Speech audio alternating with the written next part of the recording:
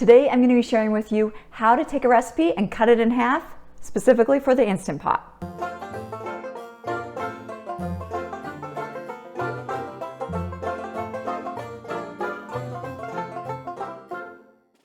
Hi, I'm Karen Peterson. I own the website 365daysofcrockpot.com.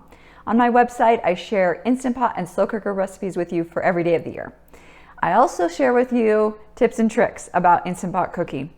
Today, I'm going to be showing you something that I've been meaning to do for a very long time, and that is share with you some tips and tricks on halving recipes.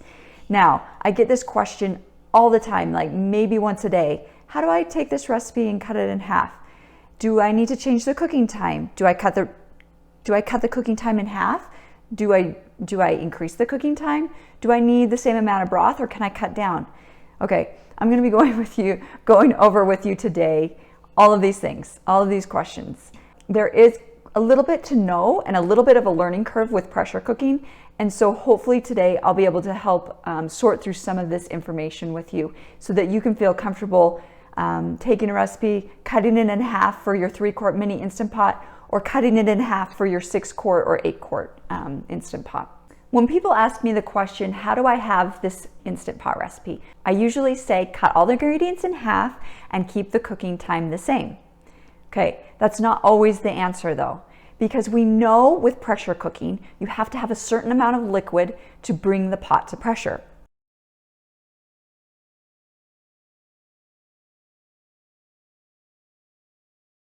If you're having a recipe that only has 1 cup of water in it or 1 cup of broth, and so you only have half a cup of liquid, the pot will not be able to reach pressure and maintain pressure. So that is a big consideration when you're looking at a recipe. How much liquid is in the original recipe? How much liquid do you need to get your pot to pressure in the first place? This is good information to know. With the 6-quart, I've found personally that I can get it to pressure with about 1 cup of liquid. The official answer from Instant Pot, if you go on their website, is 1.5 cups of liquid. So depending on how big your Instant Pot is, depends on how much liquid you need in the recipe to bring it to pressure. You may have this question. I'm reading a recipe and it only has half a cup of chicken broth. How is that even possible? How does the pot come to pressure? I write lots of recipes in this manner. And the reason is because the food inside the Instant Pot has moisture containing, moisture releasing ingredients. For example, mushrooms. They release a lot of liquid. Chicken releases about a half cup of liquid per pound.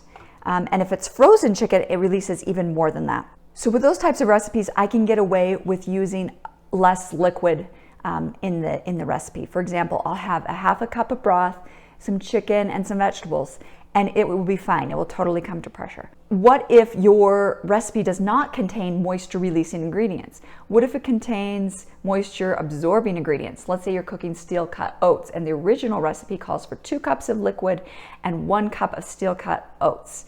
Can you cut that in half? Well, that's going to be a little more tricky, and things are more likely to burn because all of that, the steel cut oats are going to be absorbing a lot of that liquid, and the pot won't be able to, it might be able to reach pressure, but it might not be able to maintain pressure the way it's supposed to. So what you need to do if you're having those types of recipes is either figure out a way to get the liquid amount to the right number that you need, that I talked about earlier, with the, depending if you're using a 3, 6, or 8-quart.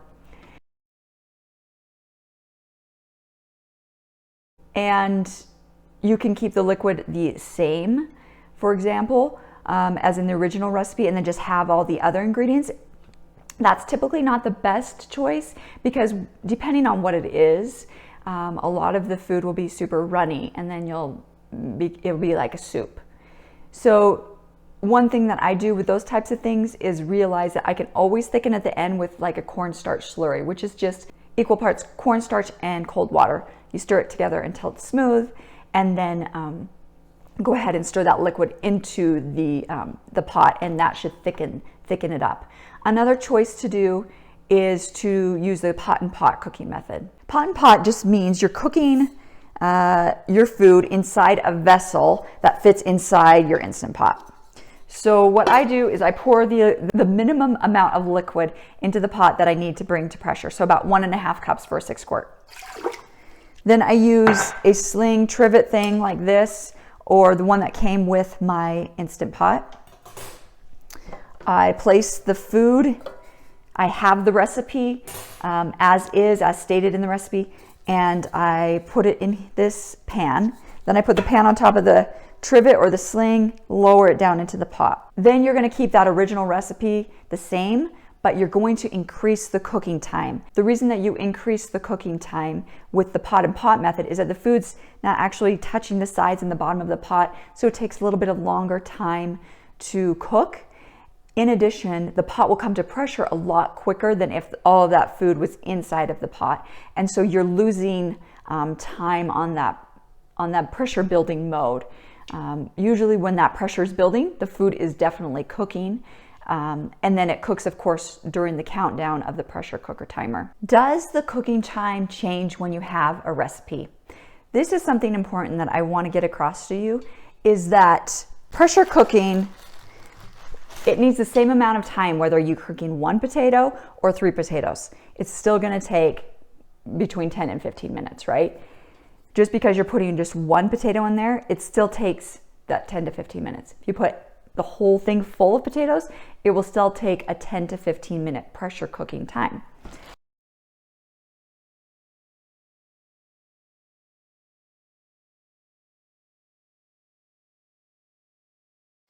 Same thing with rice. 1 grain of rice is going to take the same amount of pressure cooking time as a whole bucket of rice.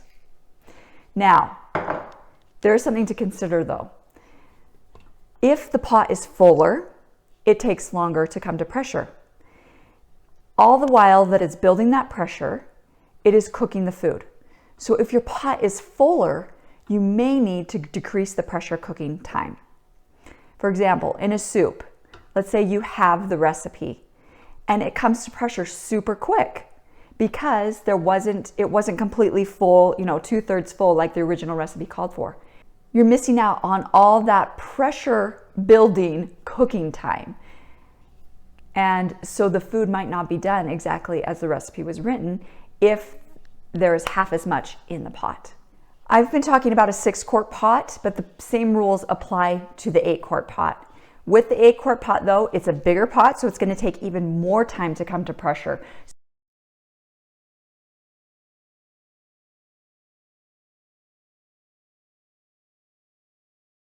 A good choice for the 8-quart pot, if having a recipe, is to do the pot and pot method that I mentioned earlier. Let's say you just have one of the mini 3-quart Instant Pots and you're taking a recipe that was written for the 6-quart and cutting it into half so that you can make it in your 3-quart pot. There's a few things to consider. First of all, make sure that you never overfill your pot. Make sure that the pot is not more than 2/3 full. If you have foods that expand like rice and beans, you're going to want to make sure that the pot is never more than 1/2 full. And that is for the 3-quart pot as well as the other Instant Pots on the market.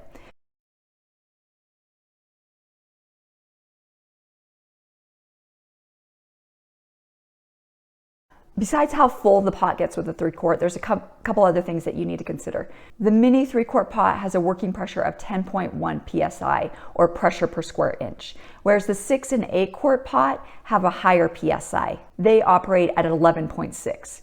So the bigger pots in the Instant Pot brand cook at a higher working pressure.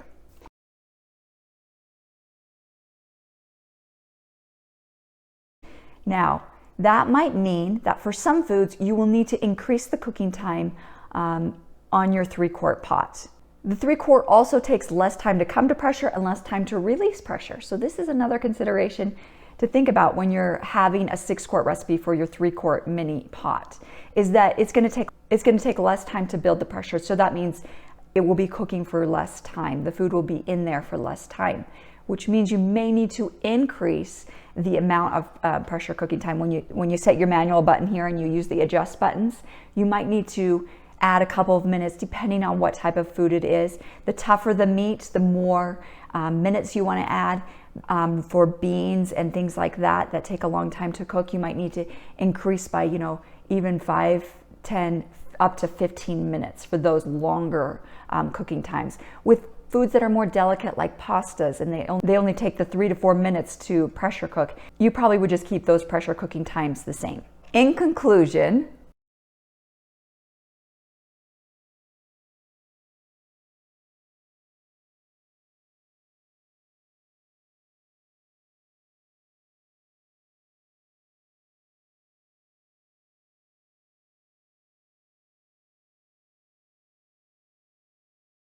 thank you so much for watching my video. I would love it if you would subscribe to my channel. And you can also join our 365 Days of Instant Pot Recipes Facebook group. So I will see you next week with a new Instant Pot tip or trick or recipe. Thanks so much for watching. Bye-bye.